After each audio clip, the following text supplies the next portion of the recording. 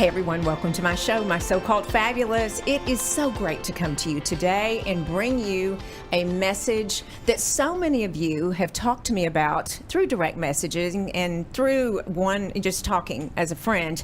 But I'm bringing you today a guest that's been on the show before and a precious, precious friend and a pillar of the community, Liz Nelson. We are talking about trauma and healing, and actually we're going to throw in some relationship and motherhood in there. But everyone, welcome to the show, back to the show, Liz Nelson. Yay, thank you for having me. Oh my Good goodness. morning. I know, right? Yeah, it is morning here. Oh my goodness, it's good to have you and have you back. You were here August of 2020. Yep, it's been during a little that bit. Pandemic time, and what has changed in our life from the time I met you until now, Gosh, right? a lot has changed. I mean, world-wise and person, individually, Yes. a lot has changed. For sure. And you know what?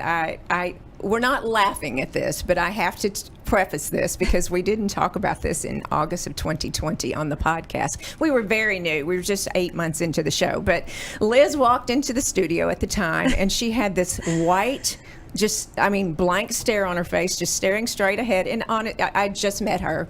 And she said, I just found out I was pregnant. And I was like, wait, what? Oh my goodness. I guess we should have talked So about that. I don't know, fresh. but I know, Oh my but you goodness. found out you were pregnant. Yes. With your third baby My boy. third baby. It was a surprise, and I was so exhausted. And I had, scheduled a recording with you, and I said, okay.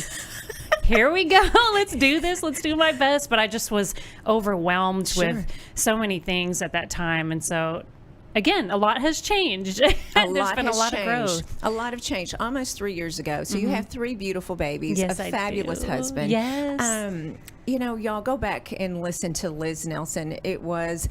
We were talking about the power of community at the time because you at that time, very, very involved in the community. We were trying to figure out how to rebirth the community with the Yes. pandemic. But you know what? Things level out, don't they? Yeah. They do. So we are talking today, Liz, so many people ask me about this, about trauma. I have shared with you my trauma. I have shared it on the podcast. Trauma is something I think a lot of people go through, and I do have so many questions for you.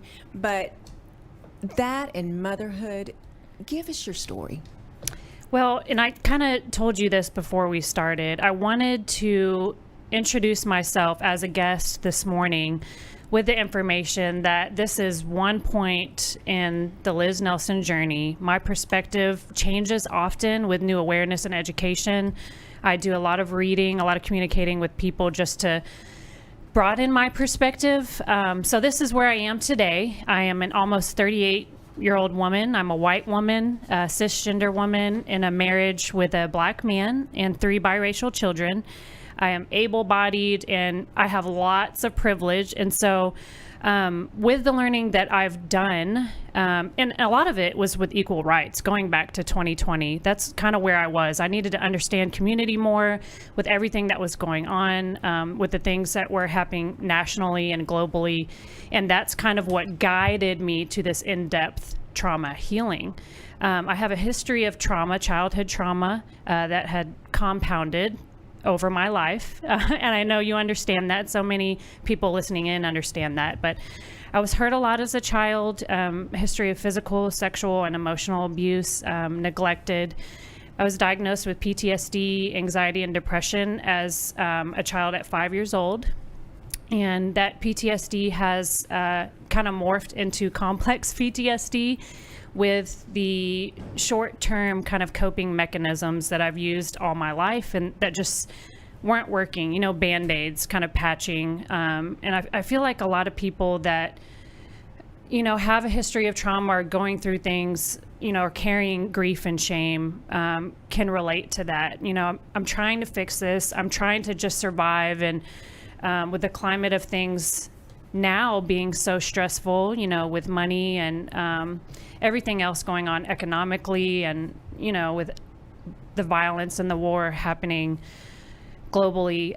I think a lot of people are trying to figure out quick fixes just to keep going and to provide for themselves and their families. And it's a really heavy, difficult thing. And it wasn't until right before I found out I was pregnant. And for me, this is so meaningful. For somebody else, this might not feel or sound as impactful as it truly was for me.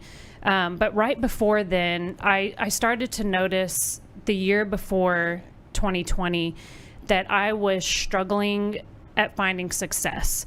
And it was not just with projects or with my career in nursing or, doing events and promotions with people. I was not able to connect my dots and make things work the way that I was dreaming or hoping that things would work. And I just couldn't understand that. But I kept slapping those Band-Aids on and saying, okay, I know I can try this, and this is how I fixed things before so that I could find new endurance and keep going and going. But I was just exhausting myself. And I think it was the beginning of June of 2020. I just hit a wall, and I remember sitting on the edge of my bed, and we have a windowed door to our patio, and I was just looking out and praying. I'm Christian, and just praying, and I just said, God, I don't want to do this anymore. There's so much pain bubbling up, and then, on the outside, I was finding so much frustration, and that was painful for me, being a people pleaser, being hyper aware. These are all trauma responses. I wasn't finding the success, like I said, which equated to love that I needed and so desired. And I said, I don't want to do this anymore. And I truly, at that point, I was having suicidal ideations. And the message that I received very shortly after was God telling me, I chose you for this, and I have purpose for you. And that I heard that so directly. And I remember just being so fearful, and the unknown is just, it's difficult for someone who needs control. I think a lot of trauma and abuse survivors feel that need for control because we have this sense of powerlessness that is just like a black cloud that's always hovering over us. And it's so hard to keep that up in a way, but you just can't get rid of it, that feeling. Mm-hmm. And then the next month I got a positive pregnancy test. Let's add hormones to this. Right. Oh my goodness. Yeah. And speaking on the hormones, with my girls, I never really had the emotional aspect with being, the pregnancy symptoms. I never really felt like, people would always say, like, I had that glow, and I was very proud. And being a mother was something I always wanted because I wanted to give a life to children that was very different than the one that I experienced. And that truly was what my purpose always was in the motherhood role. But with True, I just found that I felt so emotional, and my coworkers at the time and friends just thought, it's the hormones, it's different, yada, yada, even before we knew he was a boy. But retrospectively, it's much more clear when we're in a different place and have all the experience and new knowledge. Retrospectively, it was just more grief and more fear piling up inside of me. And so I was struggling every day that I was out there trying to be a helper in the community, be a leader in my job, and as a wife, as a mom, as a friend, as a nurse, I'm an advocate. I consider myself a servant to my family and friends and community. And so that's the face that I was giving, but inside I was just crumbling, and that darkness was seeping in, and I just was trying to ignore it. And, I read this quote, and I told Tiffany I had to bring notes with me this time just because that's okay. I'm still in this learning and healing process, and it's something that you have to be dedicated to, let me tell the listeners here and the viewers. You have 3 children. Mm-hmm. You have 2 girls, and the last was a boy. And that was you were talking about that, a boy versus girls with the hormones. So that's what she was talking about. Everyone she was talking about. She's a girls, sweet girls. Plus, I do think what you were manifesting. At the other time you had suppressed, because don't you think suppression is a lot of this? And oh my gosh. And suppression with trauma. Let me ask you a question, and I interrupted you, but suppression, is there a time that you forgot what happened to you? Or was it just... For me, and with the years and the different talk therapists that I've worked with, the understanding that I have come to is that with that suppression, I had a ton of disassociation. And I really, this was very evident after I was adopted, from age 6 and all the way through high school, college. I had a lot of behavior that was disassociative, and the suppression and the memories, so many things. And part of this too is being adopted. So this is something that we'll hopefully talk about in another November, series. right? In November, we're talking about adoption. For Adoption Yes. Awareness Month. We're trying to change the narrative and give it back to the adoptees, because the adoption industry, which it truly is, it's never really been from the voice of an adoptee. And so adoptees in the nation are trying to change that and regain rights that we still don't have. And so before I had access to my CPS records and my actual birth certificate, I wondered, was this a memory? Was this a dream? It's all these puzzle pieces that you're wondering about, but you don't have the opportunity to discuss, because I went through what the required therapy was for the legal adoption process, but I didn't go back to therapy or get into therapy until I put myself in therapy in my 20s. And then have since, continued that process of rehabilitation and healing. But that whole time, it was just confusion, and I had what we term an invisible adoption. So it was one of those transitions where adopted, but don't really talk about it. Of course, there is safety built into that. And so I had all these thoughts and feelings and trauma that I just carried around for years and years and years. And once I was able to access my CPS records, and it took years to get that, after requesting it through the state, just a mess, and they kind of give it to you in a mess, and you have to organize it and work through it that way. But a lot of what I thought maybe were dreams were confirmed with my records. And so that was, just going through all new trauma and grief at that time, and saying, yes, this was actually what happened. And re-exposure therapy with a trauma therapist, you go through as something that it's vital, in my opinion, to adjust how your brain functions. And we'll get to this in a little bit, but how your ingrained brain patterns become more aware to you, so that you can redirect things and create new pathways, so you're not just sinking yourself further into this dark hole. And so one time I read this quote, and it said, when you stop running, everything that you're running from slaps you in the face. And that's the definition of suppression for me, for my entire life, because I knew that dark, deep pain was inside of me, but I did not want to face it. I did not. Just feeling the hinge of that inside of me was so difficult to tolerate.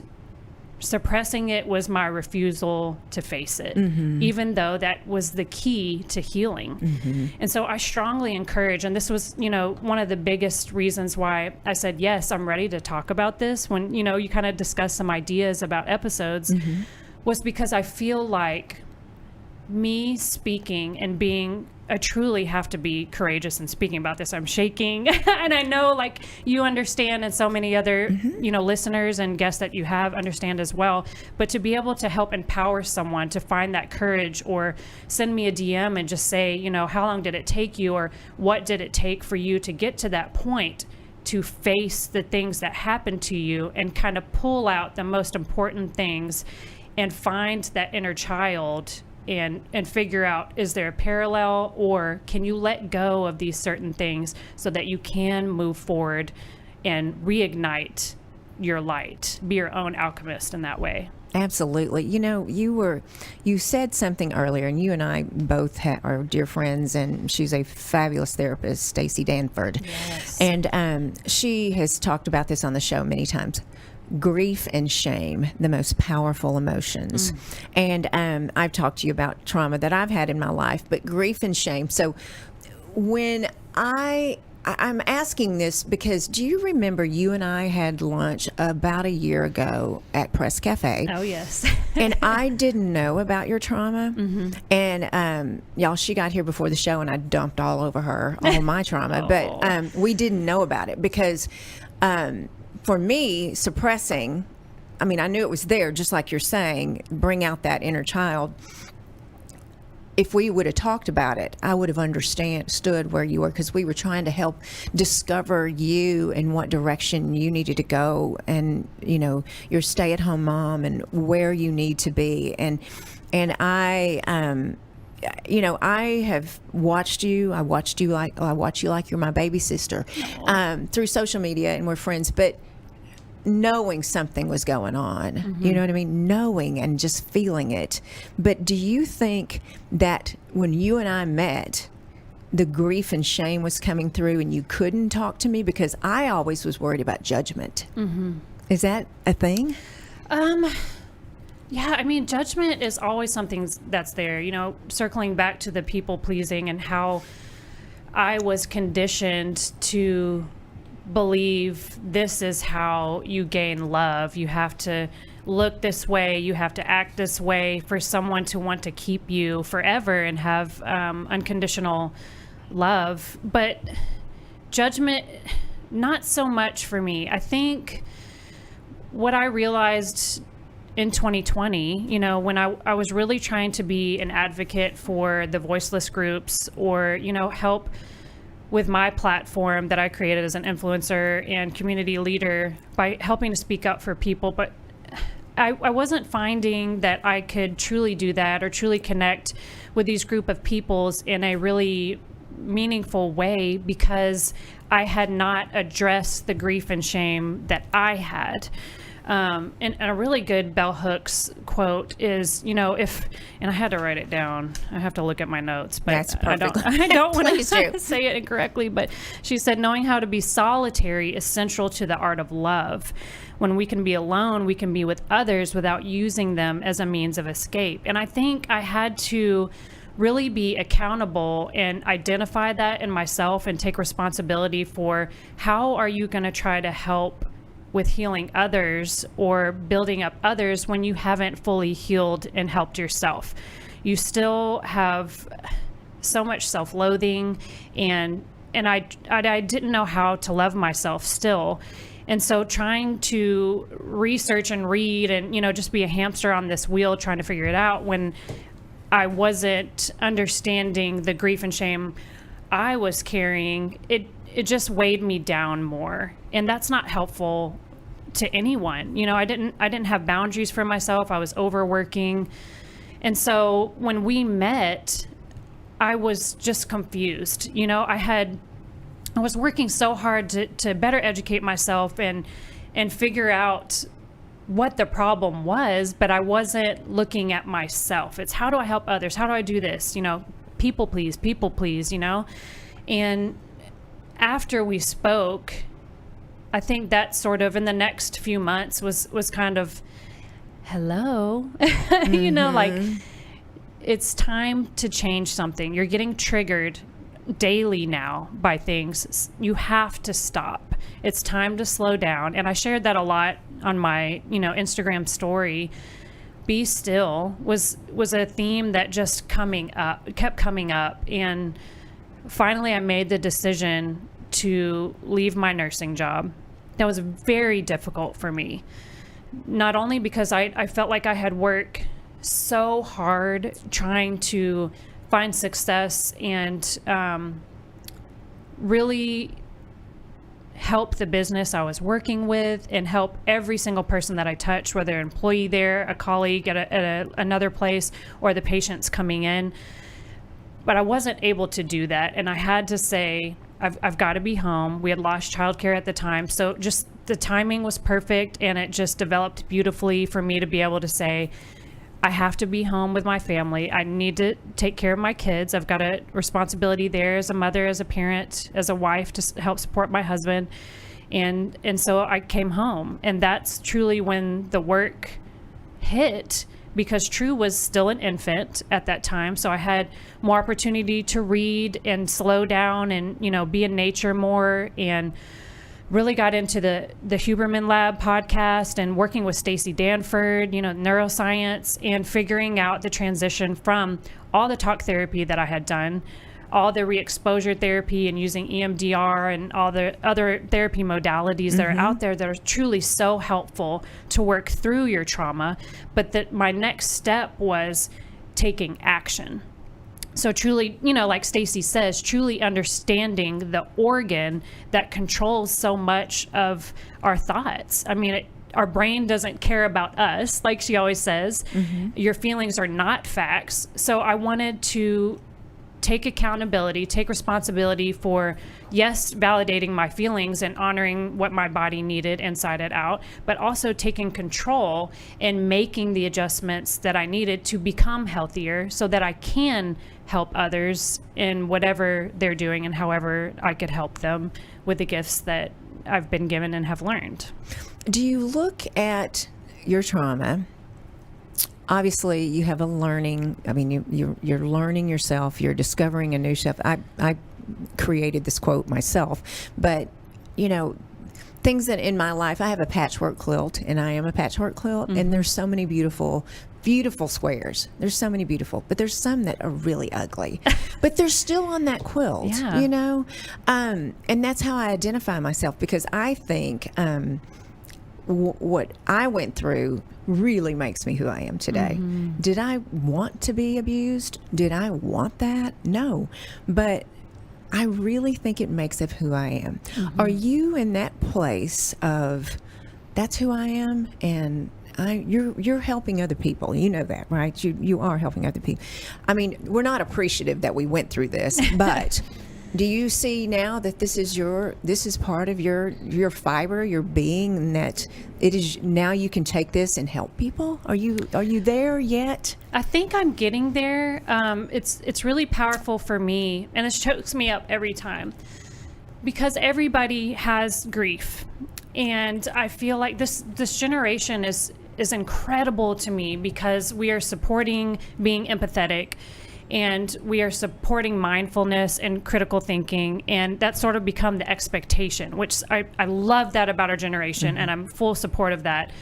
It's all about the learning curve, right? I mean, that's with us as individuals, as parents, as friends, etc. But I think having the understanding that, yes, this is a part of me, and being able to answer that lifelong question that I had: why did I go through this? Why do I have to carry this around and deal with it? There has got to be some purpose for this. And my friend Sarah, she has said, for as long as I've known you, you are always searching for a purpose, searching. And that's a part of me and who I am. And I think that's my light. And that's what keeps me ignited, is searching for a purpose. And I think that's helping others in finding more compassion and helping people to understand, to be compassionate. And that is identifying the grief in each person and seeing that as part of our shared humanity. You said my trauma is very different from yours, but there's so much commonality, and finding that intersect, like I talk about so often, is very valuable. And I think that helps people to kind of calm down and release the distractions of, wanting control or power, whatever the case may be. And it reminds us we're just two humans here in this life together. And I think having that answer for my why did I go through this is sacred to me, because I'm able to adjust my perspective by, sitting in all these different seats at the table. I can connect with different people because of that patch on my quilt. And I'm just so appreciative of that. And I know that I've got a lot of learning ahead of me still moving forward, but this is where I am now. And I just plan on growing more and hopefully spreading more love and compassion and light. And that's what you're doing. You see that. I mean, can you see that? Because often our feelings and our emotions are diluted with trauma. Do you see that? I think I see that. I mean, I hear it, and I'm always so grateful for that. But I think I'm still sort of searching for that for myself too, my own validity. Morgan Harper Nichols talks about illuminating your story, and this is a part of my healing journey by sharing this part of my story. It's very scary because, yes, the judgment, and I do worry about, people who are not understanding, or if something I say triggers somebody. We do get those messages, on social media of people being very angered, and it's hard to physically calm yourself and be able to respond in a way that's not a trauma reaction. Sure. or anything. And I'm working on that. I'm not there yet, but I'm hopeful to get there. And that's part of me being a mom. Is it's so important for me to grasp this, especially having daughters. My son, it's a different relationship, moving forward and helping him to become a strong man that is in tune with himself, and so that he can help care for others in a very respectable and compassionate way. But my girls, especially as women, and I feel like, and in my experience, we carry a lot of extra. They have very tender hearts like me, and I want to protect that with them. And so I feel like part of my working hard on myself is so that I can be able to communicate and model in a way to my kids so that they can have self-love and self-respect so much for themselves that they are then able to create a reserve to help others and hopefully change things for the next generation. And I agree 100% about that. I do. And children, if your children went through this, and they're not, but some type of trauma, you just want to take it away for sure. Yeah. But what I'm going to do is I'm going to have you back next week because I want to talk and dig in a little deeper with our children and our friends and our relationships with trauma. Absolutely. So tell everyone that's listening now how we can find you. You can find me on Instagram. It is the handle FW Liz Diane, and I love to get to know people, and you are welcome to send me a direct message. If you ever have any questions or if you need tips on anything, I'm here, or just here to listen. Absolutely. Well, thank you for joining us, and I'll see you again next week. Thank you. Everyone, please go to YouTube. We're trying to get up in that YouTube world. Rate and review this and tell us what you want to hear, because that's why we're here today. I am listening to you. And everyone, have a wonderful day and keep being fabulous.